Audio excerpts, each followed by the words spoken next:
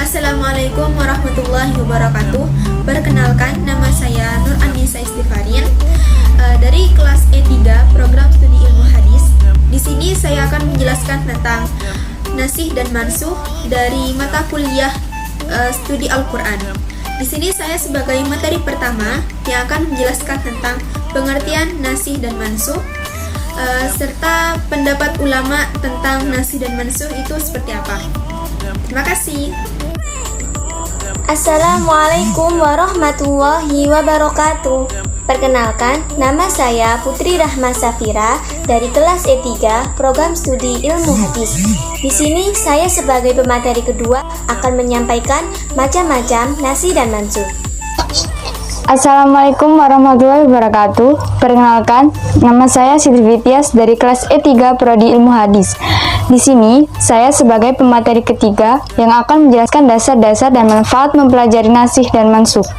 Selanjutnya, apa pengertian nasih dan mansuh? Nasih menurut bahasa, secara bahasa, yang artinya menghilangkan, menghapuskan, memindahkan. Sedangkan mansuh artinya yang dihapuskan, yaitu hukum dalil syar'i atau lafaznya yang dihapuskan.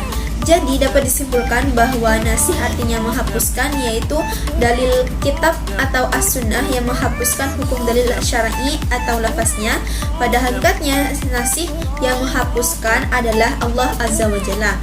Mansuh artinya yang dihapuskan, yaitu hukum dalil syar'i atau lafaznya yang dihapuskan. Dari uraian di atas dapat dikatakan bahwa dalam nas diperlukan beberapa syarat, di antaranya yang pertama adalah hukum yang dimansuh adalah hukum syara'.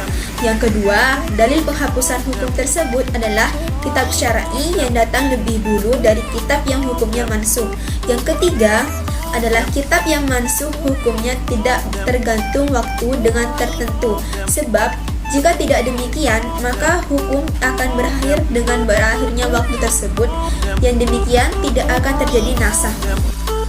Selanjutnya adalah pendapat ulama tentang nasih dan mansuh. Pendapat ulama yang pertama, menurut Subhi Soleh, menjelaskan nasih adalah penghilangan, pergantian, dan pemindahan. Sedangkan mansuh adalah hukum yang dibatalkan atau dihapus dengan batasan penghilangan hukum syar'i, harus dengan hukum syar'i pula. Yang kedua, menurut Asy-Syaitibi, memberi penjelasan bahwa nasih adalah pembatalan dengan beberapa batasan. Salah satunya pembatalan tersebut harus pada hukum yang lebih dulu ada dengan hukum baru. Yang ketiga, menurut Sa'id, adalah pencabutan suatu hukum dengan hukum yang datang setelahnya. Pendapat ini beliau sandarkan dari beberapa ayat Al-Quran. Salah satunya diantaranya yaitu Quran Surat Al-Baqarah ayat 106. A'udzubillahi minasyaitonirrajim. Bismillahirrahmanirrahim. Ma nansakh min ayatin aw nunsiha na'ti bi khairin minha aw mithliha. Alam ta'lam annallaha ala kulli syai'in qadir. Al-ayah. Artinya, ayat mana saja yang kami nasahkan atau kami jadikan dalam kurung manusia lupa kepadanya, kami datangkan yang lebih baik daripadanya atau yang sebanding dengannya. Tidakkah kamu mengetahui bahwa sesungguhnya Allah Subhanahu wa Ta'ala Maha Kuasa atas segala sesuatu? Macam-macam nasih mansuh. Nasah as-sunnah dengan as-sunnah.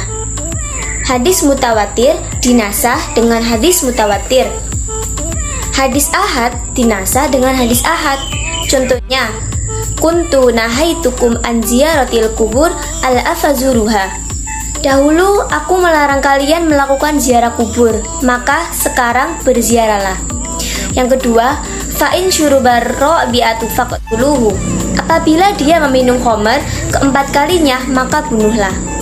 Lalu dinasah oleh hadis annahu kumila ilaihi man syaribiha ar-robi'atu falam yaqtuluh.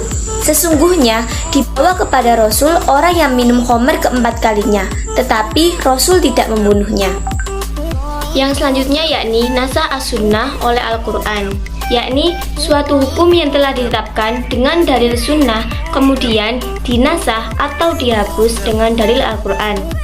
Seperti ayat tentang sholat yang semulanya menghadap Baitul Maqdis kemudian diganti dengan menghadap kiblat. Setelah turun Quran surat Al-Baqarah ayat 144 yang berbunyi, A'udzu billahi minasyaitonir rajim.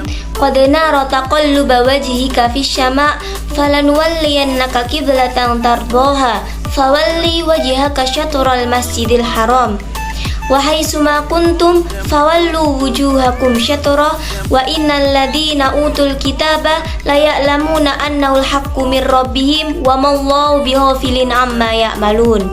Yang artinya adalah, sungguh kami sering melihat mukamu mengadah ke langit, maka kami akan memalingkan mukamu ke arah kiblat yang kamu sukai.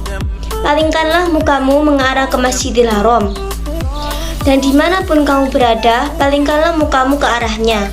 Orang-orang Yahudi dan Nasrani memang mengetahui bahwa berpaling ke Masjidil Haram adalah benar menurut Tuhannya, dan Allah sekali-kali tidak lengah dari apa yang mereka kerjakan. Quran Surat Al-Baqarah ayat 144. Kemudian nasah Al-Quran dengan Al-Quran. Ada beberapa pendapat ulama yang mengatakan bahwa tidak ada nasih dan mansuh di dalam ayat Al-Quran, karena tidak ada kebatilan dari Al-Quran. Di antaranya adalah Abu Muslim Al-Isfahani berdasarkan firman Allah Subhanahu wa taala yang berbunyi, A'udzu billahi minasyaitonir rajim, la ya'tilul batilu min baini yadayhi wala min khalfi, tanzilul min hakimin hamid. Yang artinya, yang tidak datang kepada Al-Quran kebatilan baik dari depan maupun belakangnya, yang diturunkan dari Rob yang maha bijaksana lagi maha terpuji. Quran Surat Fussilat ayat 42. Yang pertama, kita membahas tentang dasar-dasar nasih mansuh. Nasakh tidak dapat diketahui dengan petunjuk akal atau kias, akan tetapi nasakh diketahui melalui petunjuk nakli. Di antaranya sebagai berikut. 1. Penukilan dari sahabat Nabi dengan sanad yang sahih dari Nabi Shallallahu Alaihi Wasallam. Hal ini dikarenakan bahwa zaman proses nasakh adalah zaman risalah kenabian, tidak setelahnya. Sandaran nasakh adalah wahyu Allah Subhanahu Wa Taala. 2. Perawi menyebutkan tanggal atau waktu mendengarkan berita nasakh, seperti aku mendengar ini pada tahun penaklukan Mekah, atau perawi menukil nasih dan mansuh secara bersamaan, seperti diberikan keringanan bagi kami pada perkara ini, kemudian setelah beberapa lama waktu kami dilarang tentangnya. Yang kedua, kita membahas manfaat mempelajari nasih mansuh. 1. Memelihara kepentingan hamba dan kemaslahatan hamba. 2. Cobaan dan ujian bagi orang mu'alaf untuk mengikutinya atau tidak. 3. Perkembangan tasyri' menuju tingkat sempurna sesuai dengan perkembangan dakwah dan perkembangan kondisi umat manusia. 4. Menghendaki kebaikan dan kemudahan bagi umat, sebab jika nasakh itu beralih ke hal yang lebih berat, maka di dalamnya terdapat tambahan pahala. Dan jika beralih ke hal yang lebih ringan, maka ia mengundang kemudahan dan keringanan. 5. Menunjukkan bahwa syariat Islam yang dianjurkan Rasulullah adalah syariat yang paling sempurna yang telah menghapus syariat-syariat dari agama sebelumnya, karena syariat Islam telah mencakup ajaran-ajaran sebelumnya. Dan itulah presentasi dari kelompok kami, kelompok 5. Mohon maaf apabila ada salah kata, yang sempurna hanyalah Allah Subhanahu wa taala. Mohon maaf apabila ada kekurangan, dan terima kasih. Wassalamualaikum warahmatullahi wabarakatuh.